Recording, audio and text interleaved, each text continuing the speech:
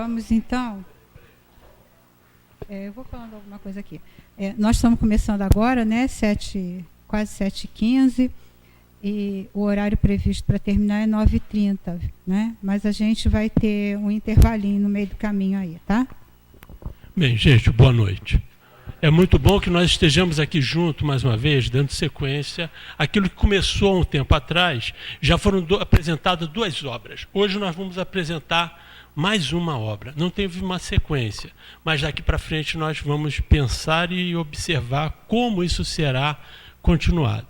O interessante é que todos nós aprendamos e entendamos que essas apresentações, elas estão para nós da mesma forma que naquela década de 40, as coisas foram apresentadas.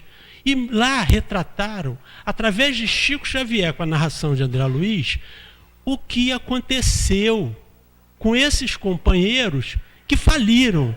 Porque do capítulo 1º ao 13º, o que vai ser relatado são as experiências da superioridade com relação a André Luiz e as da mediunidade daqueles que faliram. Então é muito interessante que a gente observe, porque certamente não vão escrever livros sobre nosso respeito, não, quando nós estivermos lá. Então, que nós entendamos agora, para que na nossa caminhada não estejamos à mercê das aflições e agonias que aqueles que lá estiveram, nesses relatos, apresentaram. É muito importante para nós que nós façamos essas reflexões, porque é isso que essas leituras nos trazem, e não são em meia dúzia de parágrafos, não. Foram 14 obras que relataram todas essas situações. Várias foram comentadas. Então devemos entender e aprender, porque quando estamos na casa espírita, e como depois retornamos ao mundo espiritual, para que não sejamos os mesmos a passarem pelos mesmos problemas. Porque senão de que adianta nós estarmos aqui?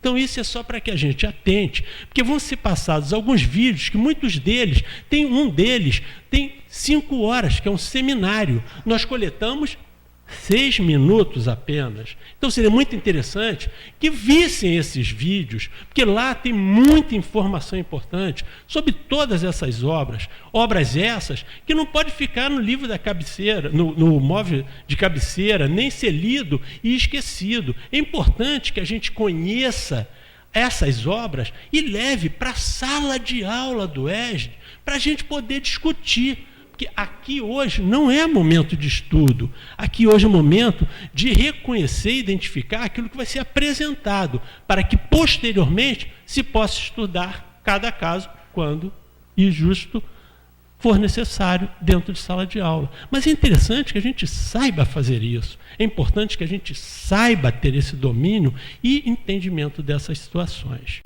Ok? É só para que a gente fique sabendo como a gente deve adotar esses ensinamentos para nós em nossa vida cotidiana e saber tirar o melhor proveito. Esse é o recado. Então nós vamos começar assistindo um trecho desse vídeo de Haroldo Dutra. Vamos fazer uma introdução antes de aprofundar na obra e no legado de André Luiz. Falar um pouco sobre o impacto da obra global de Chico Xavier. A psicografia de Francisco Cândido Xavier representa a evolução do pensamento religioso na Terra.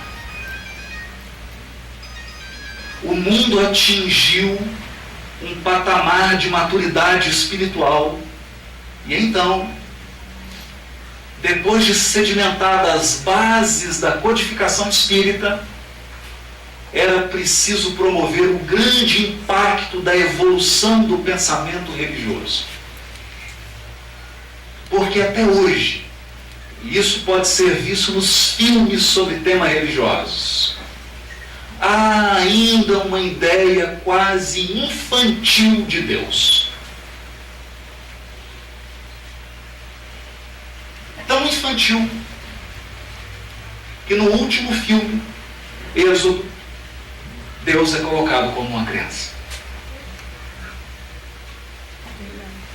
A nossa percepção da lei divina, da atuação da lei divina no mundo, e a nossa compreensão do que significa destino é ainda pueril. Nós ainda imaginamos um Deus juiz, que aponta dedos, que julga, que se enraivece e que se magoa quando nós nos afastamos dele. É uma compreensão semelhante à que uma criança de 5 anos tem dos pais quando recebe um não. E a obra de Chico Xavier, desenvolvendo os alicerces e os princípios da codificação de Allan Kardec, descortina um novo horizonte, sem menosprezar, sem desfazer e sem descartar a experiência espiritual das outras tradições religiosas.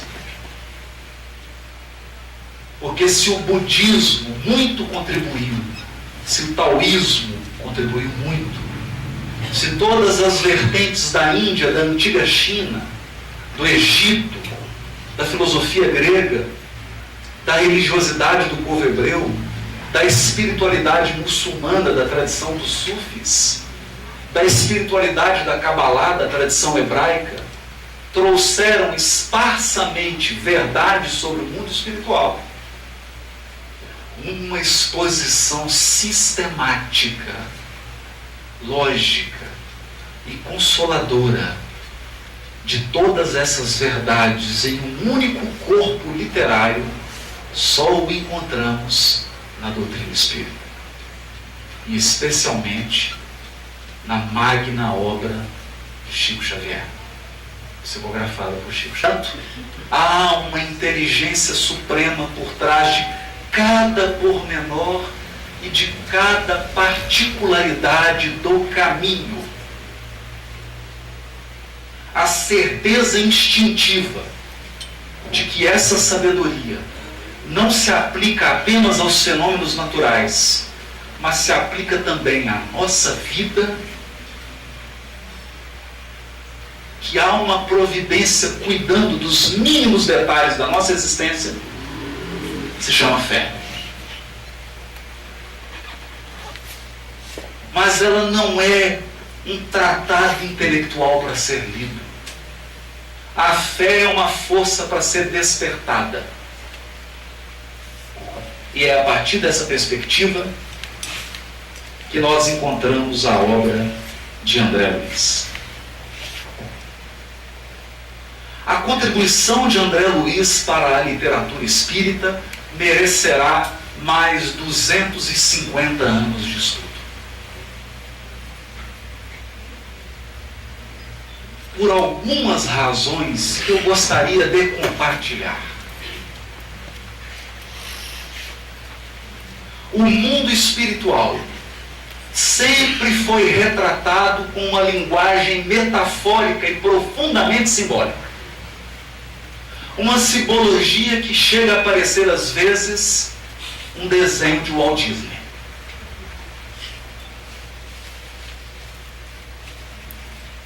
Na obra de André Luiz, nós temos uma descrição detalhada da vida espiritual. Detalhes preparando as nossas consciências para a transição da morte. Uma riqueza de descrição, uma profundidade de conceitos, sem a roupagem do símbolo, sem a roupagem da metáfora. Agora é um médico aprendiz, um médico aluno, indagando, perguntando, vivendo experiências e compartilhando com os homens, com os seres humanos. esse posicionamento de André Luiz como narrador é ímpar. Ímpar. E começa com o nosso lar. Nosso lar. Cujo título procura acender em nós a lembrança de que nós não somos daqui.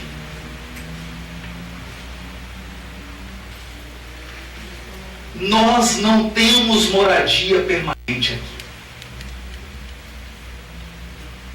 Nosso lar é a pátria espiritual. Portanto, hoje temos aqui 300 ou mais viajantes. Viajantes carregando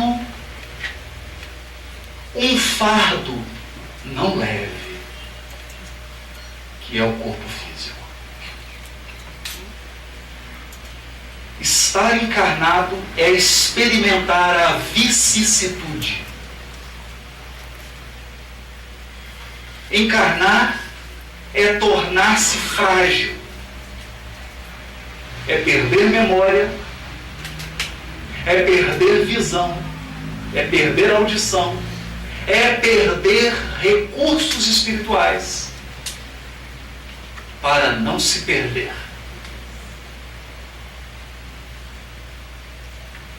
Muita memória aqui nos faria mal.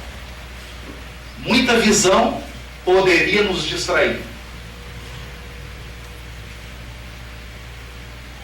Portanto, alguns recursos são tamponados e outros são enfatizados para que possamos cumprir um programa. Um programa temporário e passageiro. Um programa em conjunto. Nosso lar. Essa descrição tira de qualquer encarnado, de 43 em diante, a escusa, o argumento de que não tem mais notícias do mundo espiritual. As portas do mundo espiritual foram abertas e reveladas por André Luiz. Mas atenção. André Luiz é um médico aprendiz.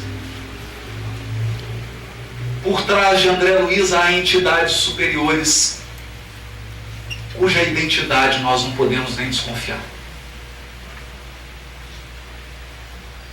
Espíritos de escola orientados.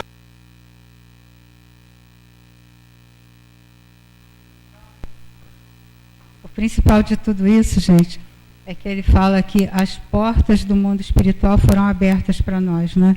Para que nós conheçamos detalhadamente como é que é a vida espiritual, como é que as coisas funcionam e para que a gente se prepare, porque todos nós temos um plano de vida, né?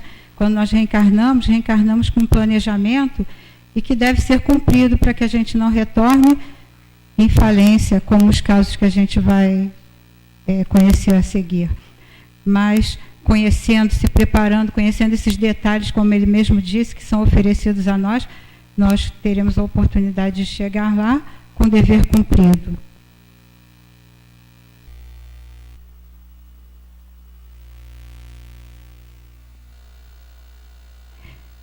Isso aqui a gente já conhece, né? O autor espiritual André Luiz, Chico Xavier.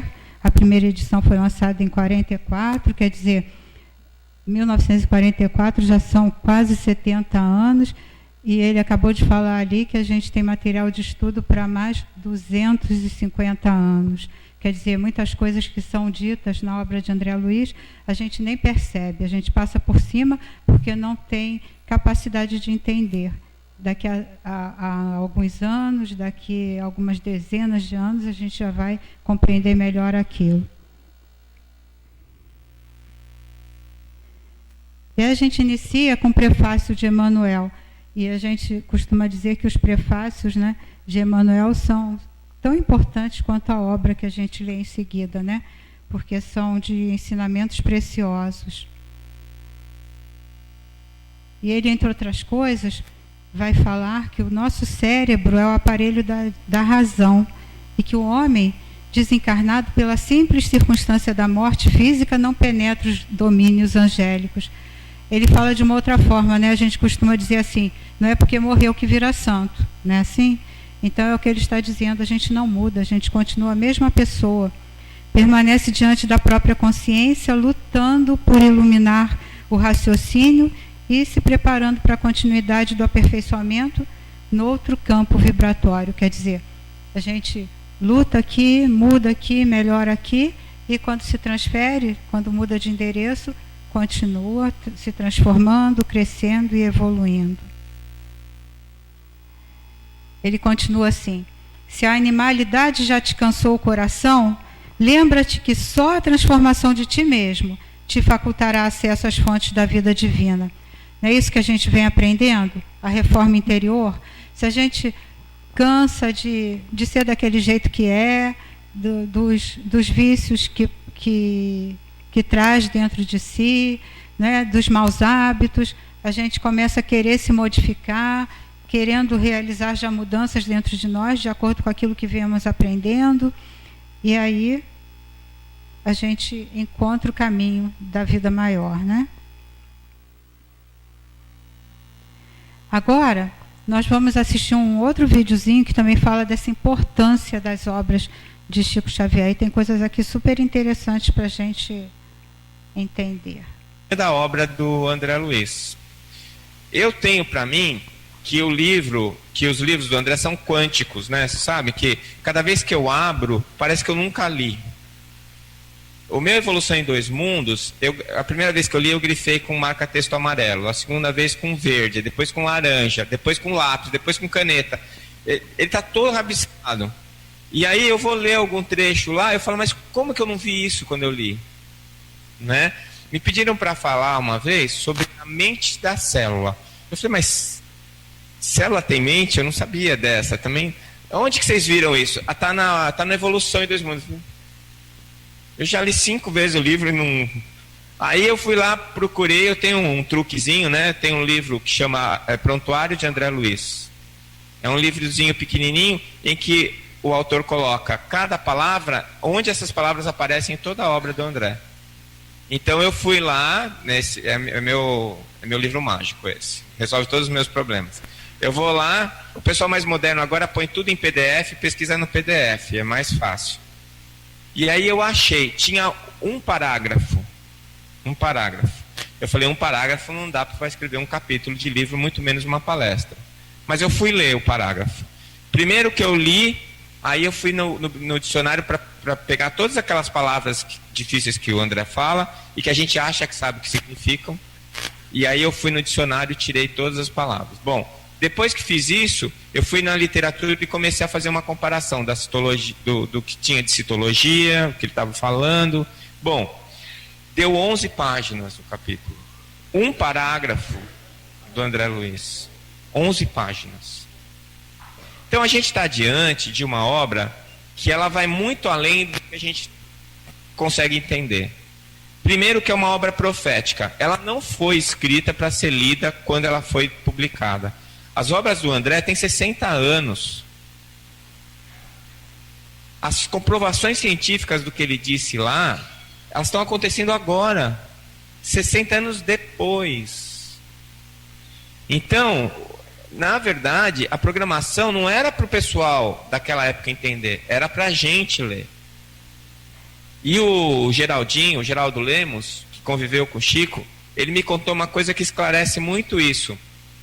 Que quando o Chico ia começar a psicografar, o André Luiz, houve toda uma preparação, o Emmanuel orientou ele a constituir uma reunião só para isso. E o Chico convidou alguns amigos e naquele dia da semana eles se juntavam, o Chico se concentrava e psicografava.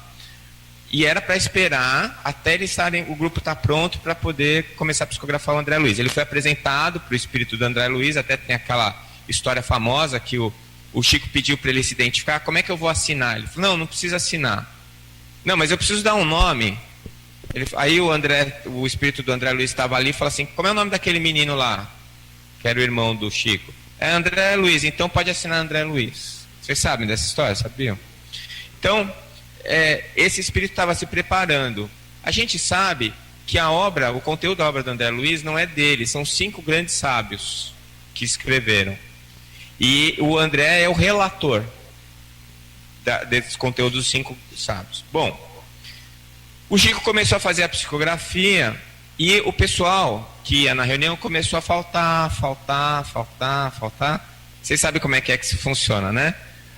Aí um belo dia chegou lá, não tinha ninguém, só estava o Chico. Aí o Chico falou para o Emmanuel, então vou parar a reunião. O Emmanuel, não, de jeito nenhum.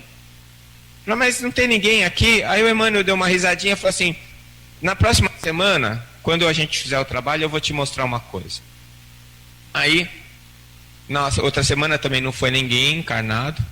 Aí o Chico sentou lá, psicografou. Quando ele terminou, ele levantou o olho, ele viu uma arquibancada cheia de gente, cheia de espírito.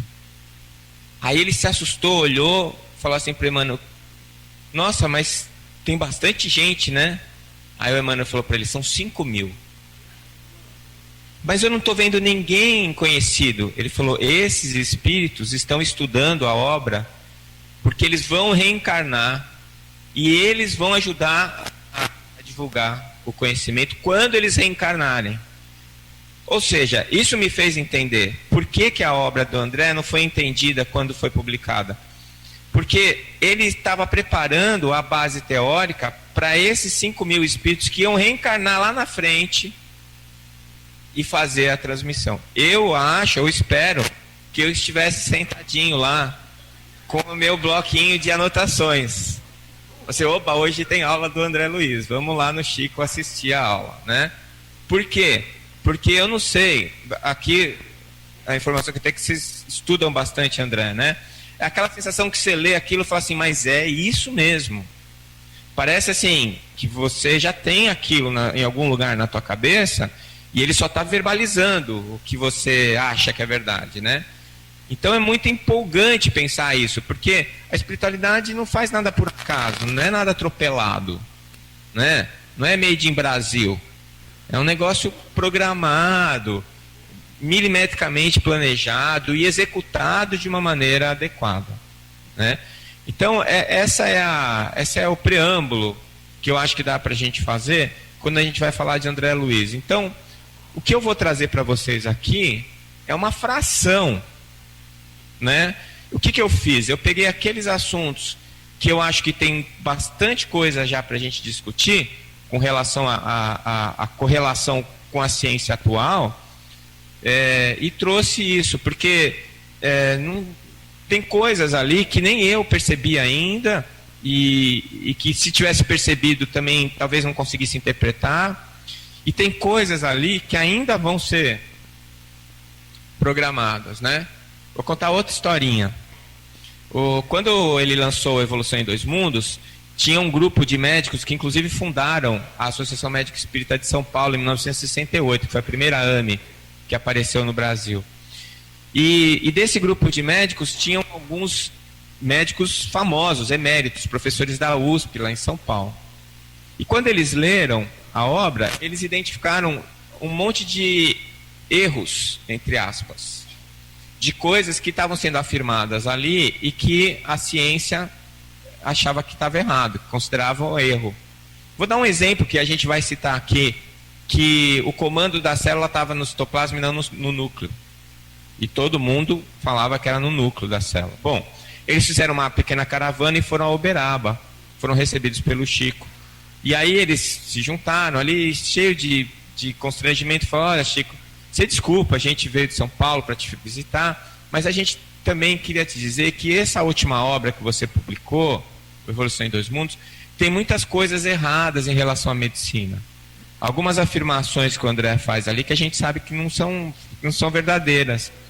Aí o Chico falou para eles assim, vocês me dão licença de eu perguntar para o André Luiz, que ele está aqui? Não, então pergunta. Aí diz que ele falou com o André e falou, olha, o André pede 1000 desculpas para os colegas médicos, mas ele diz que ele está certo e vocês estão errados. Bom, eu não sei, um deles é o Dr. Arilex. Ele com certeza já sabe que ele estava errado, porque ele já desencarnou, e quando ele chegou do lado de lá, ele deve ter percebido que realmente quem estava errado era... Pessoal, esse aí, por acaso, é o vídeo que comentei, que tem 5 horas, que é um seminário. É muito interessante, ele está disponível, Décio Iandoli. Ele é um médico, ele é presidente da AME, se não me engano, Mato Grosso, ou Goiás, Mato Grosso. Isso. E ele, esses comentários que ele fez, eu, por exemplo, já li essa obra Mensageiro 3 vezes, em 98, em 2002 e em 2008. E se eu olhar de novo, certamente muitas coisas eu não vou entender, como a maioria delas. Todas elas têm fundamento científico da área da medicina.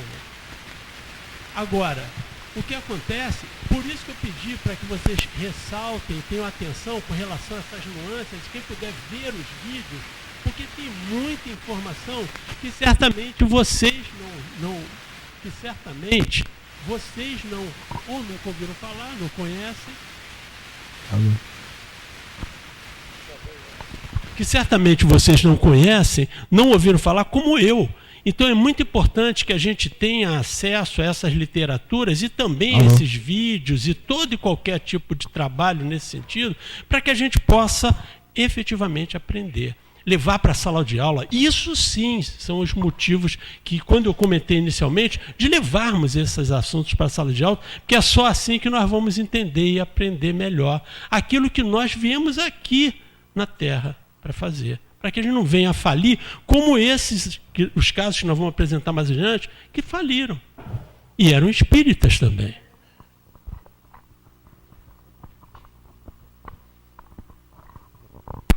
Então, essa primeira partezinha que a gente vai comentar aqui é André Luiz refletindo, né? Pensando na vida dele, chegou lá como necessitado, foi acolhido, começa a aprender coisas novas, começa a trabalhar, e de repente ele começa a sentir assim um tédio, parece que alguma coisa está faltando na vida dele. E ele está lá trabalhando, atendendo os sofredores, né?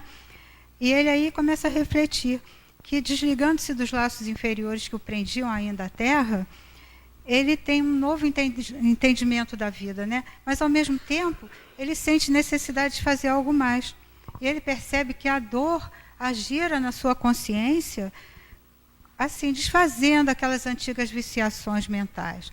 E isso acontece conosco, né? Quando a gente tem uma dor, quando a gente passa por um sofrimento, às vezes a gente consegue dar uma melhorada, né? Consegue dar um salto, porque a gente passa a refletir melhor na vida, passa a valorizar outras coisas que a gente nunca valorizou e muda de posição.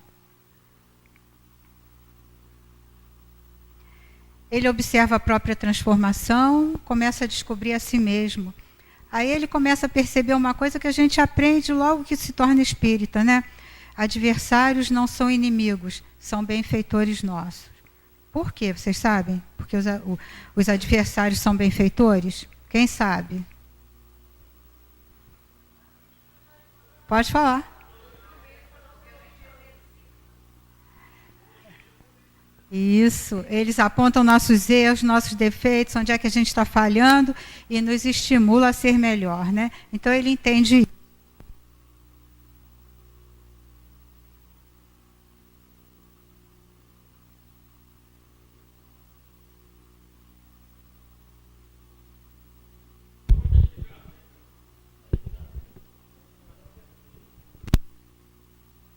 Desculpa, eu apertei, gente.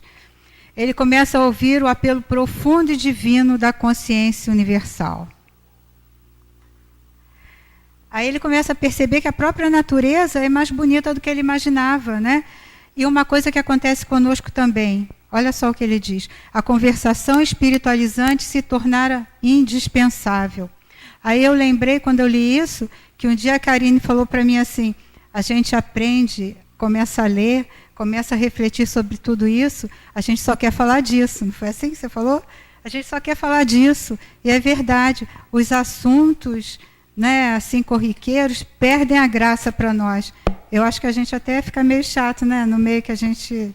Nós nos sentimos os verdadeiros estranhos no ninho, mas não é não.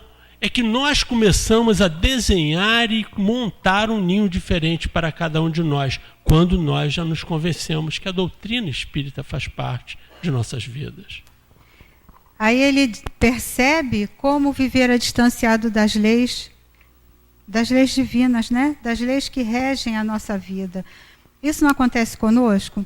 Às vezes uma palestra nos desperta e a gente pensa, ué, como é que eu não tinha pensado nisso antes? Como é que eu vivi sem isso até aqui? Então é esse sentimento que ele está tendo. Perder a paixão pelos assuntos de ordem menos digna. E a gente lembra, no início do nosso lar, como é que ele era curioso, como é que ele recebia 1000 conselhos para dominar a curiosidade. E nós também, muitas vezes, acontece alguma coisa, a gente, antes de pensar em ajudar, a gente está querendo saber como e por que aconteceu aquilo, né? Ele começa a desejar ser útil realmente. E aí, como a gente falou em viciações mentais, vamos comentar esse vício radical que a gente traz em nós, né? O egoísmo. E no Livro dos Espíritos, diz que daí, do egoísmo, deriva todo o mal. Que a gente pode estudar todos os vícios e vai ver que no fundo de todos eles existe o egoísmo. É verdade, né? Tudo que a gente faz de errado, todos os nossos hábitos mais difíceis, quando a gente parar para refletir, pode contar, lá no fundinho tem egoísmo. Será que a gente conhece alguém assim? Aí a gente fala aqui das viciações do sentimento, né? Ele comentou isso e a gente fica pensando, mas afinal, o que é isso? O que é viciação do sentimento, né? O que é viciação? O que é vício? É uma imperfeição, né? Um defeito que nos torna impróprios, né? Ou, melhor, que torna qualquer pessoa, qualquer coisa imprópria para o fim que ela se destina. Aí a gente fica pensando, quantas vezes nós nos tornamos impróprios para a própria vida?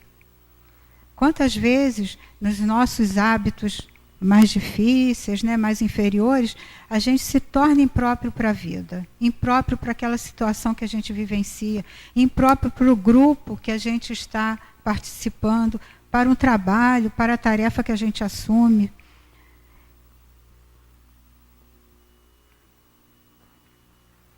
Aí tem mais um pouquinho de Décio, gente, porque ele vai falar da influência dos vícios no perispírito. E isso aí é uma coisa que a gente comenta muito, é uma curiosidade das pessoas, e a gente vai entender também por que a gente renasce com certos problemas, com certas limitações, com certos defeitos, sejam eles físicos ou mentais, né, deficiências. Por que a gente renasce assim? Por que a gente passa por essas coisas?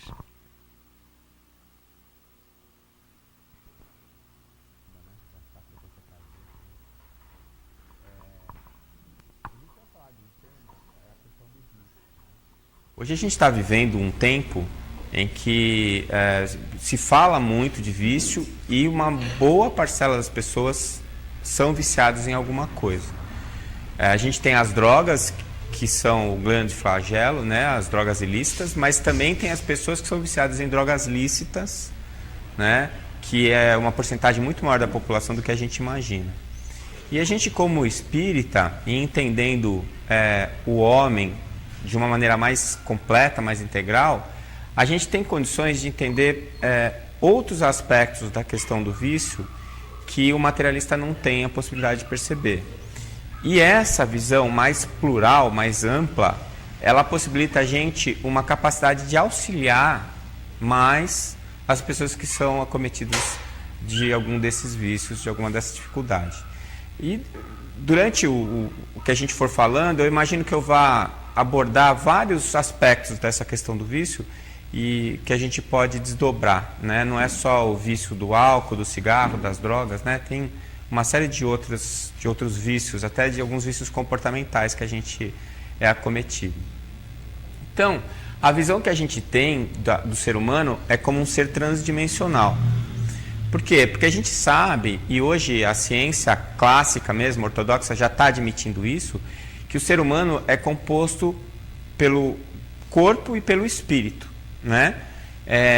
E para nós espíritas, uma boa parte das culturas orientais, a gente sabe que tem no meio desses dois elementos o perispírito, que seria o intermediador entre o corpo físico e o espírito. Tá? Eu vou pedir uma licença aqui para vocês de chamar de alma, né? Porque primeiro que está definido por Kardec, que a alma é o espírito encarnado, e segundo que eu gosto de chamar de alma só o princípio inteligente.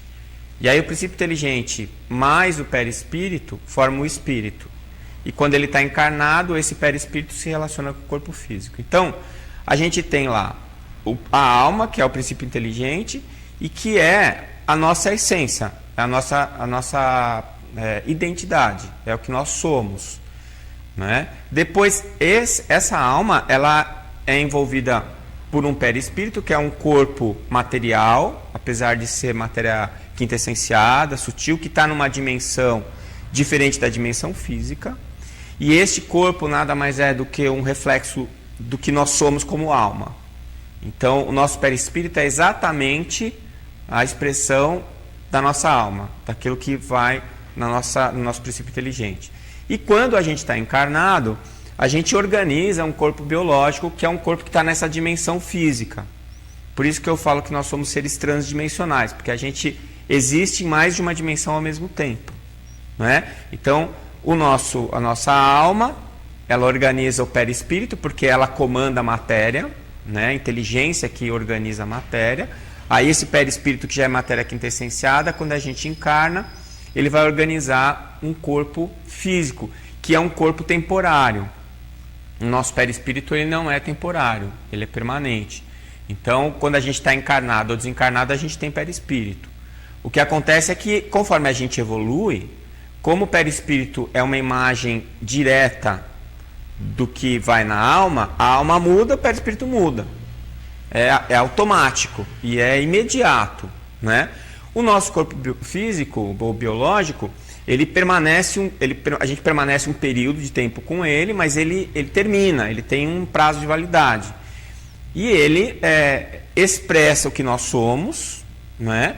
E ele nos coloca em contato com essa dimensão física, e nós somos impressionados pelas experiências que a gente vive através do nosso corpo biológico. Tá? Quando a gente está desencarnado, esse corpo biológico não existe, mas o nosso perispírito funciona como um órgão de relação da nossa inteligência com outras inteligências e com o mundo onde a gente está vivendo. No caso, se desencarnado, a gente vai estar vivendo numa dimensão que a gente chama de espiritual. Né? Alguns cientistas, alguns físicos têm chamado essa dimensão de espaço-tempo negativo. É só um jeito de chamar diferente, mas na verdade é assim. Então, a gente existe no plano físico, existe porque estamos encarnados. E no plano extrafísico, no plano espiritual, também existimos porque é lá que nós habitamos, na verdade. Tá? Então, existe uma relação entre esses três elementos. A alma, que é a causa do resto. Aí ela organiza o perispírito, e o perispírito, que é um organismo fluídico, mas é um organismo físico também, ele organiza o nosso corpo biológico. Tá legal? Deu para entender essa parte? Muito bem. Então, se a causa é a alma, o que deve acontecer? Deve acontecer que todos os distúrbios que essa alma estiver vivendo, os equívocos que ela tenha, as dificuldades que ela tenha, ela vai passar imediatamente para o perispírito. É por isso que no plano espiritual não dá para dissimular, né? Não dá para mentir nem para esconder nada, porque um espírito que esteja desencarnado e que olhe você, vai ver o seu perispírito, vai ver o que você é. Não tem jeito de você sorrir, fingir que está feliz e não está feliz, porque não tem esse escudo do biológico na nossa frente, certo? Aí esse corpo espiritual, quando ele encarna, ele vai trazer todas as informações para o corpo físico.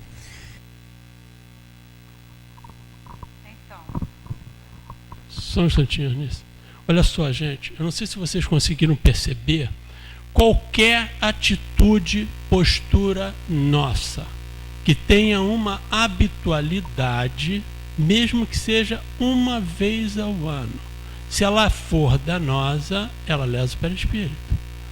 a mentirinha branca social e todas as outras situações, inclusive medicamentosas, enfim, todas aquelas situações que se transformam em hábitos viciosos, eles lesam o perispírito.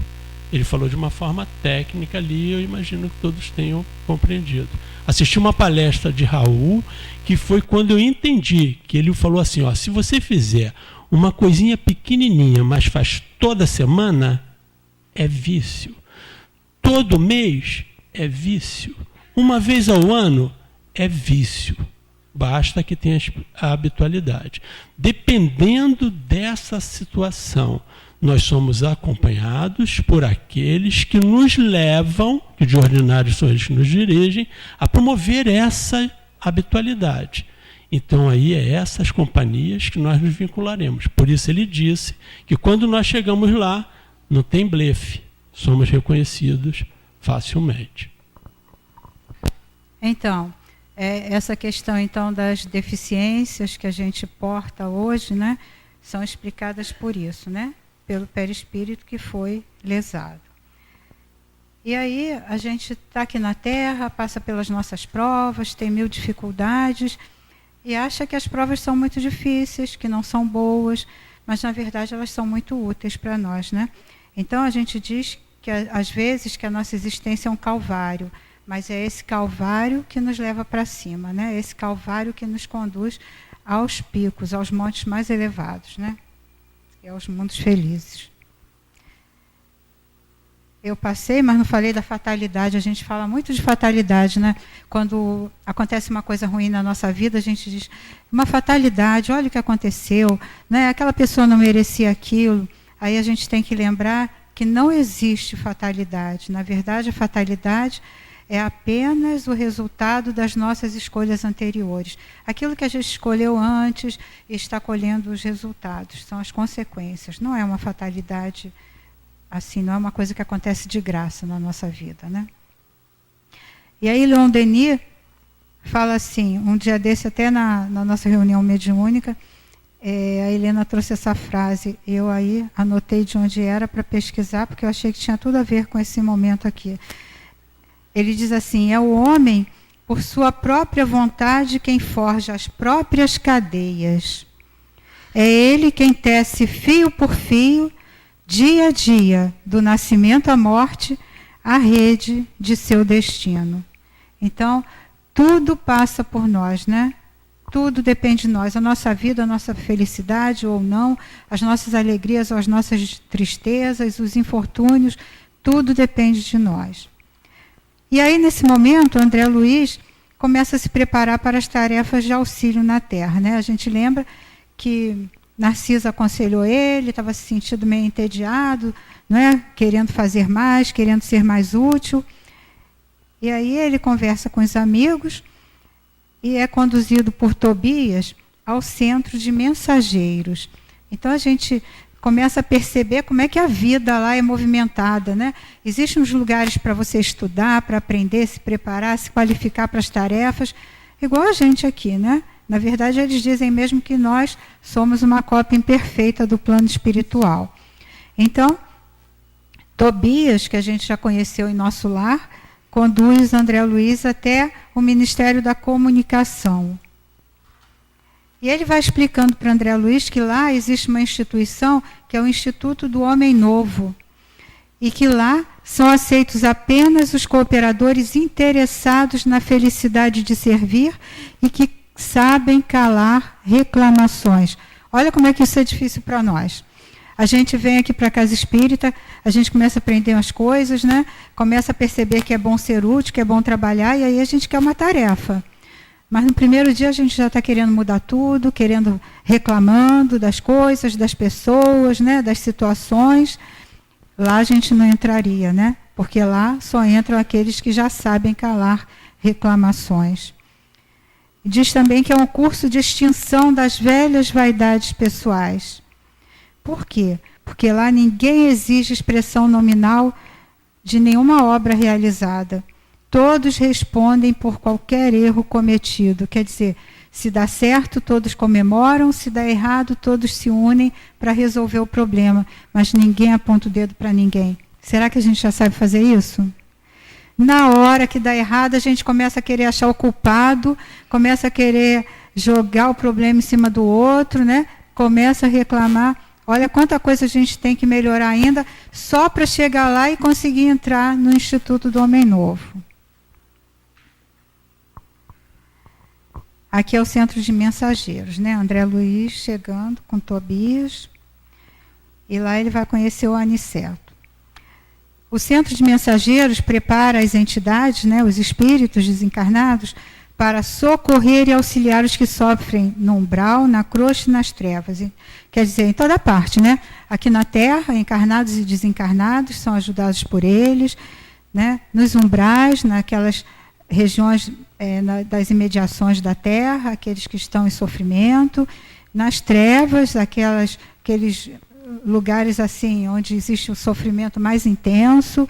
Então é lá que os mensageiros estão ajudando as pessoas. E esses mensageiros, são esses mesmos que a gente pede socorro aqui na Terra, né? A gente pede aos espíritos amigos, né? Aos amigos espirituais, aos espíritos bondosos, tudo que a gente fala pedindo nas nossas orações, são esses mensageiros, sejam eles de nosso lar ou de qualquer lugar onde eles estão se preparando para servir, né?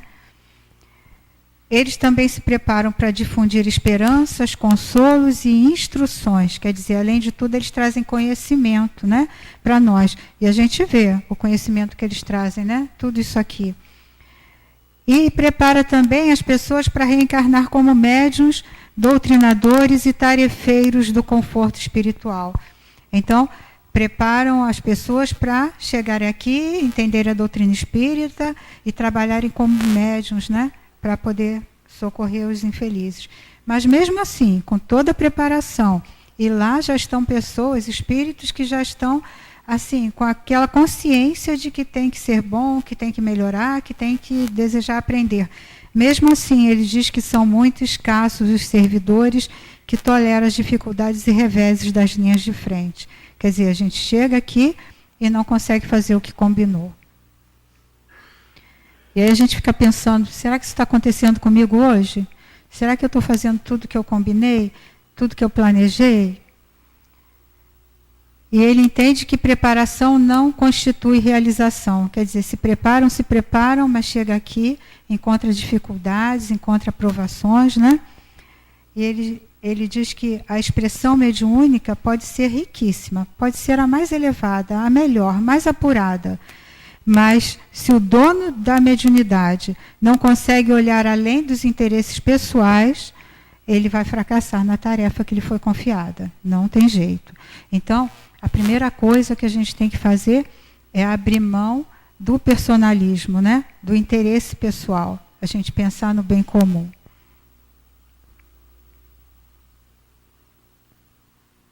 Quando os mensageiros se esquecem do espírito missionário e da dedicação aos semelhantes, costumam transformar-se em quê, gente? Instrumentos inúteis.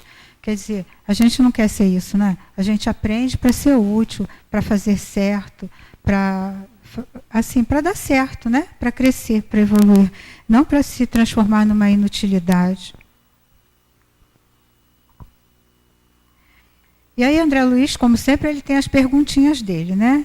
Que nos esclarecem muito, na verdade. Então, ele diz assim para Tobias: não supunha fossem preparados aqui mensageiros para a vida carnal. Ele nem imaginava que lá existisse essa preocupação. Olha a resposta de Tobias. Você acha que as obras do bem estão circunscritas a simples operações automáticas? Está pensando que as coisas acontecem assim? De qualquer jeito, por acaso? Alguém tem que se preparar, eles têm que ser qualificados para ajudar, né?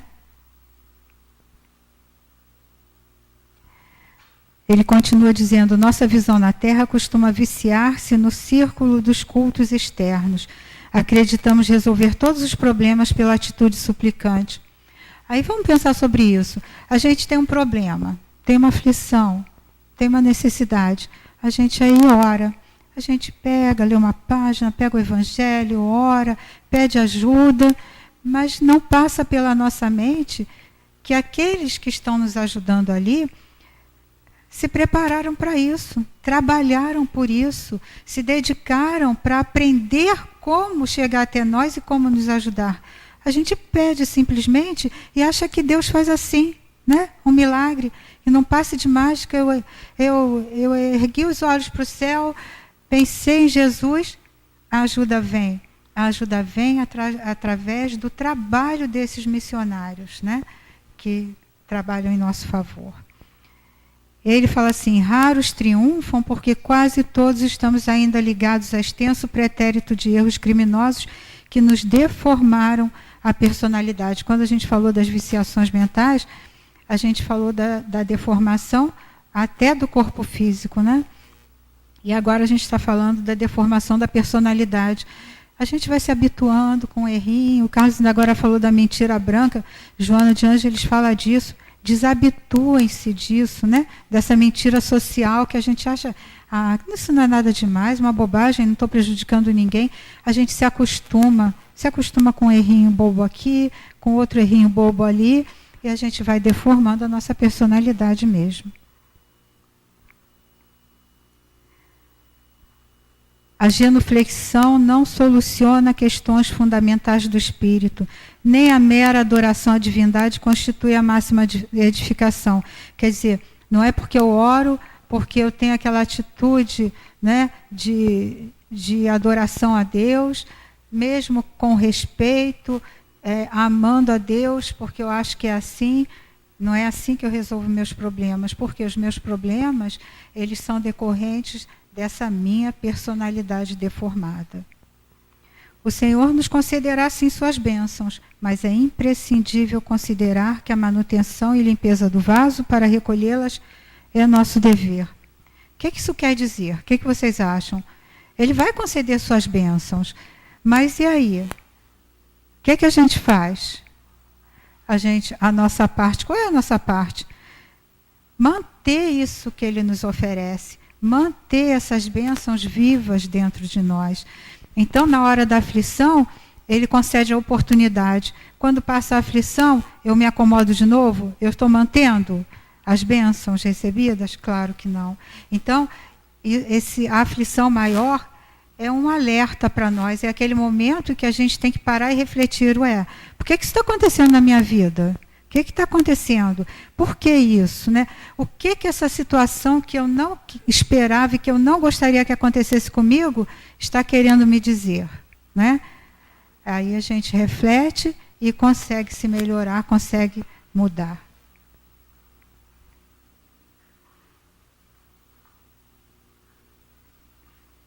Daqui a pouco a gente vai dar uma paradinha para o intervalo. Ele fala também que o Centro de Mensageiros não prepara simples postalistas, mas espíritos que se transformem em cartas vivas de Jesus para a humanidade encarnada. E aí a gente compara esse Centro de Mensageiros com a nossa casa espírita. Lá eles estão preparando os mensageiros para difundir o Evangelho, para levar consolação, levar esperança, para levar conhecimento. Aqui dentro a gente também aprende isso. Para quê? Para a gente difundir o Evangelho, levar o conhecimento, levar a orientação, levar a consolação, né?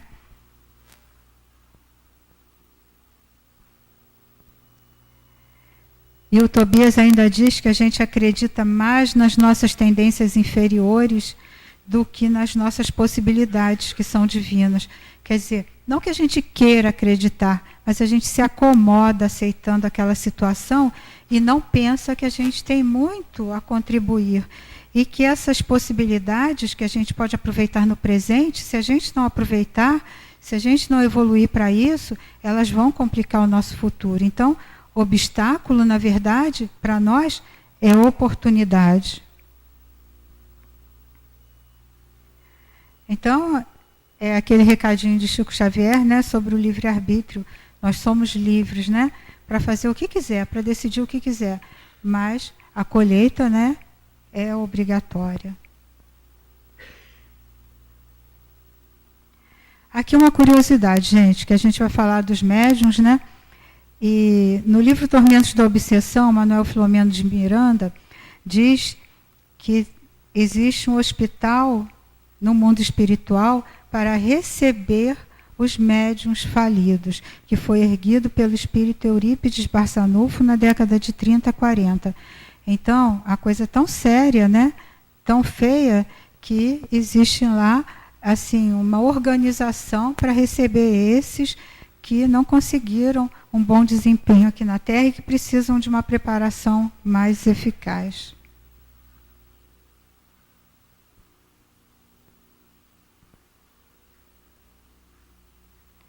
Vicente é um médico também, um ex-médico da Terra, né? Espírito, está lá no centro dos mensageiros em estágio de aprendizado, e é que vai ser o companheiro de André Luiz.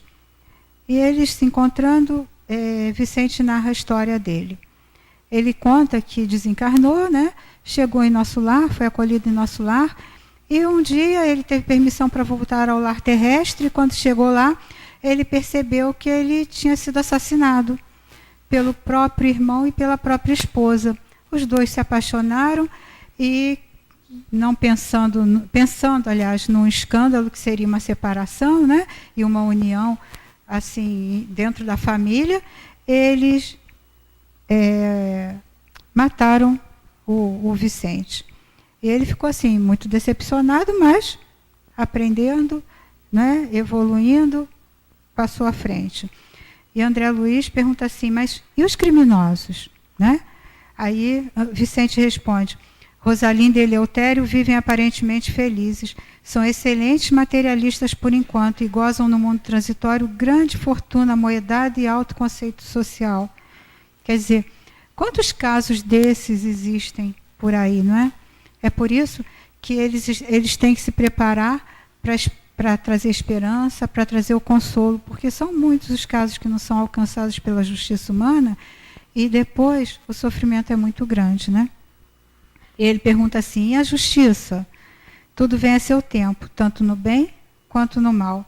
Primeiro a semente, depois os frutos. Quer dizer, é preciso primeiro aprender, para depois realizar o bem, né? Não dá para ser bom sem saber. Aí ele nos dá uma liçãozinha sobre o mal. Ele diz que a árvore para produzir não reclama as folhas mortas. Para nós o mal é resultado da ignorância. Então, se a gente pensar nisso, isso até reformula a nossa visão de perdão, gente. Porque a árvore para produzir não reclama as folhas mortas. Quer dizer, é uma questão até de inteligência, é usar a razão. Eu não posso querer produzir, querer evoluir, querer ser melhor, se eu fico presa no passado, se eu fico pensando no mal que me fizeram.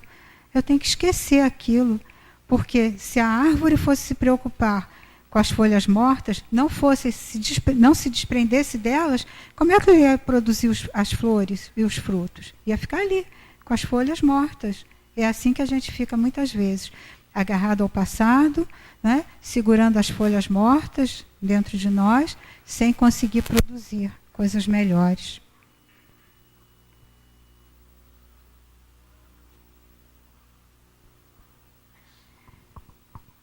Aqui, o que vocês acham? Qual a hora que a gente pode dar uma parada? Hã? 8h30? 8h30? Tá. Então aqui, 8h30, tá, gente? Então aqui, e vocês, por favor, né? Abra a boca aí de vocês.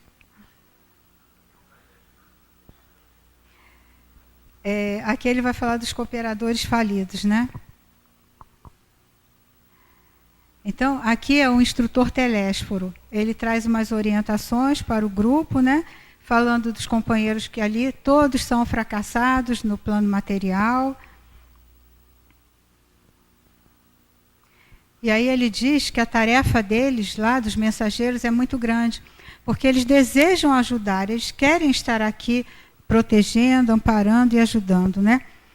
E é muito importante para eles ajudar aqueles que estão aqui desenvolvendo bem a sua tarefa. Então a gente fica pensando que na hora que a gente está fazendo direitinho a coisa, que estamos no trabalho do bem, nos conduzindo bem, com certeza nós temos a ajuda do plano espiritual, né? Eles estão sempre ligados a nós, colaborando conosco. Aí ele vai falar de sintonia, que as pessoas vivem distraídas da realidade, das realidades eternas, né? E que a mente humana se abre cada vez mais para o mundo espiritual.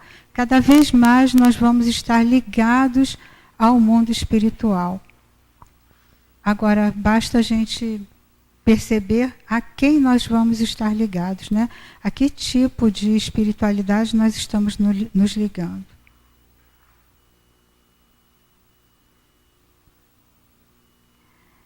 Quando a gente pensa na sintonia, né? Vamos pensar que essa frasezinha é uma poesia e é uma verdade muito grande. Por um poder imortal, todas as coisas, perto ou distantes, ocultamente estão ligadas entre si. E tão ligadas estão que não se pode tocar uma flor sem incomodar as estrelas. Então, o que a gente pensa aqui influencia o outro lá longe, distante. E uma vez eu li uma coisa muito interessante que falava que a gente, às vezes, não sabe, mas a gente é responsável por muito bem que é feito ou até por grandes crimes, por causa do nosso pensamento. Porque a gente vibra com as forças superiores ou inferiores através do pensamento e do sentimento, e a gente se torna coautor, né, dessas ações.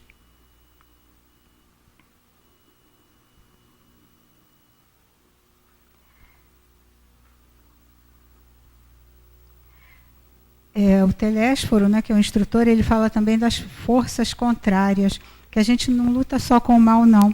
Ele aí está falando do espiritismo, né, desse esclarecimento que nós temos.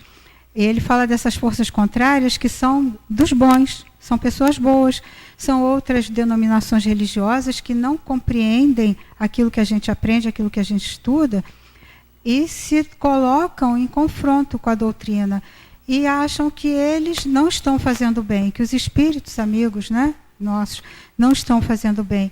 Eles pensam que eles não estão trabalhando por Jesus. Ele diz assim, não podemos condená-los por isso. Toda expressão religiosa é sagrada. Mas é uma prova isso para eles. Porque eles têm que lutar não apenas contra os maus, contra aquilo que é ruim, contra aquilo que é inferior. Mas eles têm que lutar contra os bons que não nos entendem, né? Que não os entendem.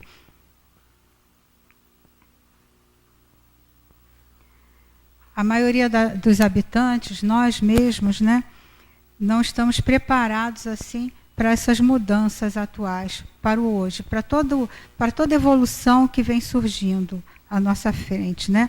A ciência vai progredindo, as coisas vão se tornando mais simples, mais fáceis, né? Mas as mazelas da alma se multiplicam. E a gente vê isso hoje. Quantas pessoas deprimidas, quantas pessoas angustiadas, quantas pessoas cheias de problemas existem, né? E aí a gente entra naquele teminha antigo já, né, de céu e inferno, que as igrejas de várias denominações, né, ainda falam de inferno sem perceber que esse inferno não existe, né? Ele diz que existem sim homens infernais que criam infernos para si mesmos.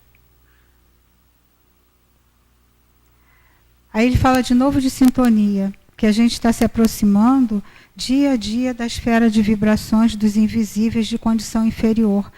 Por quê?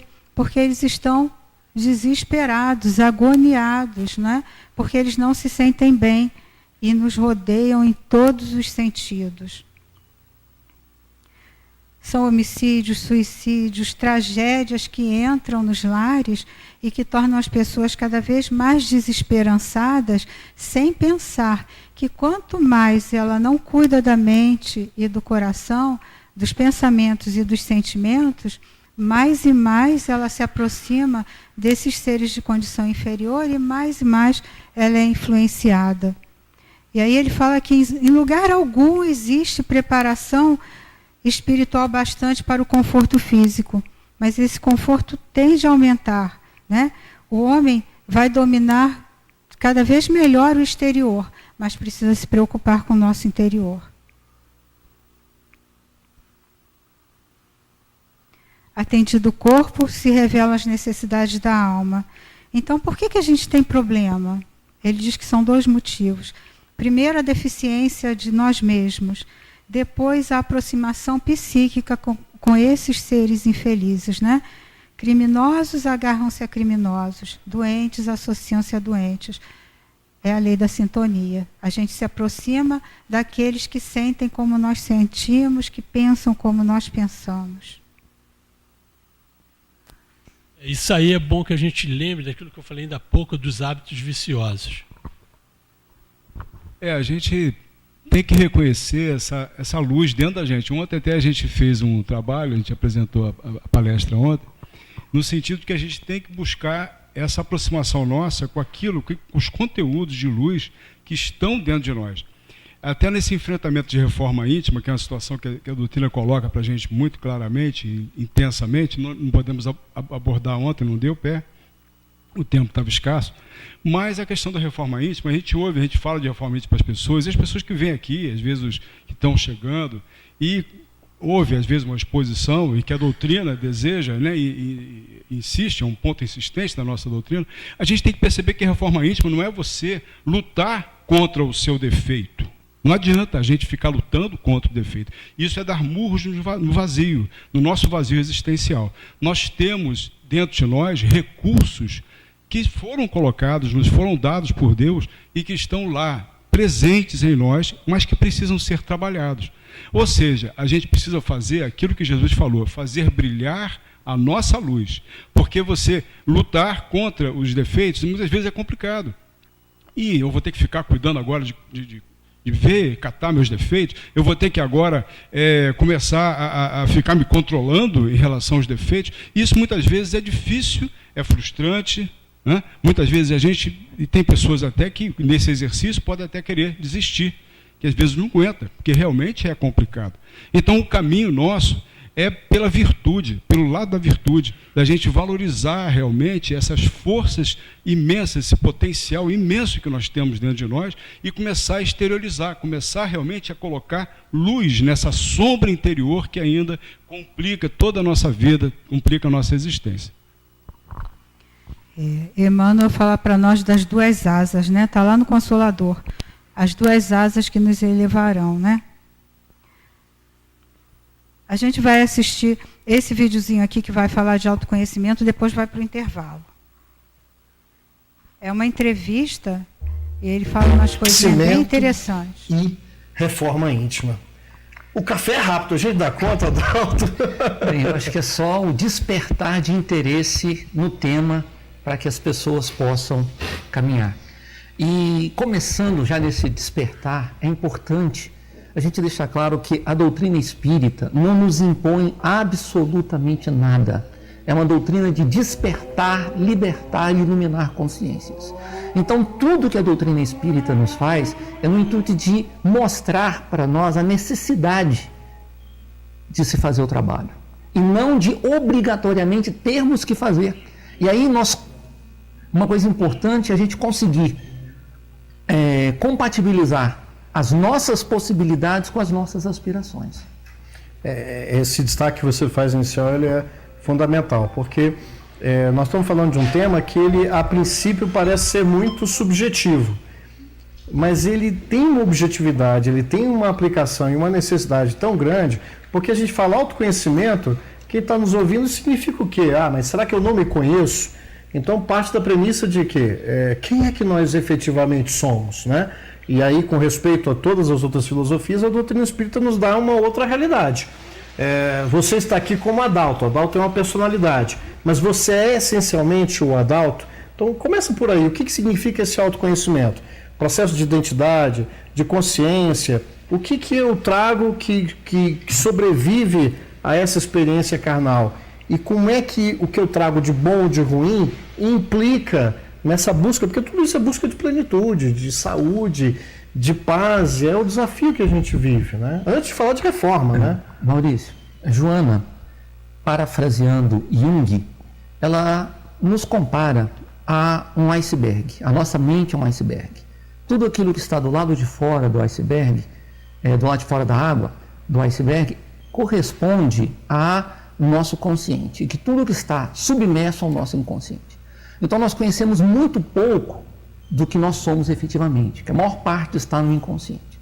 Eu não sei quem eu sou, mas o objetivo da doutrina espírita é nos despertar a busca para descobrirmos quem eu sou, de onde eu venho, para onde eu vou, o que eu estou fazendo aqui.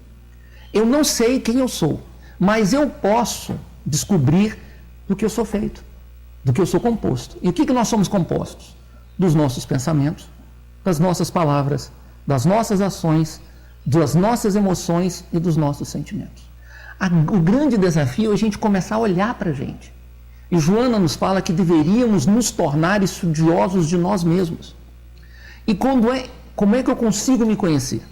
Começando a olhar para mim, como eu penso, o que eu penso, como eu me exponho, como eu falo, como eu ajo, que emoções e sentimentos brotam dentro de mim ou eu carrego dentro de mim. Então, estudar a mim mesmo é um primeiro passo. O segundo passo é começar a perceber as minhas relações com o próximo. Porque o próximo, ele não faz nada em mim que não exista dentro de mim mesmo. Então, nas relações, o outro desperta quem eu sou. Então, quando eu consigo trabalhar isso, olhar para o outro e não ver alguém que me provoca, mas alguém que me desperta, eu tenho que olhar para mim e perceber o que eu preciso transformar em mim, ou o que aquele ser desperta em mim que não me faz bem. O próximo não faz nada em mim que já não exista sobre mim. Gente, isso dá para a gente pensar, né? Então, vamos para o intervalo?